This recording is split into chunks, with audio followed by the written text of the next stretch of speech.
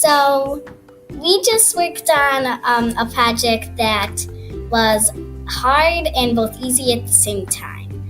We had to do a project on Native Americans and sort of things about them. But after we finished that, we talked to like some kids in our class, and they helped us provide actionable feedback, and they also used the rubric. So actionable feedback is something that is like actionable, so it's feedback that you can use to fix your writing. And then we also assessed 2 of our classmates and gave them their own actionable feedback to use.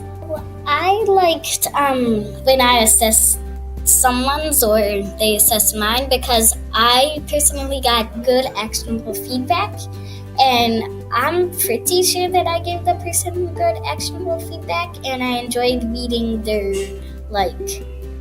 thing that they wrote. I would tell a teacher, if they wanted to do the workshop with their class, to definitely do it, because it's a learning experience for kids our age, and it's actually pretty fun.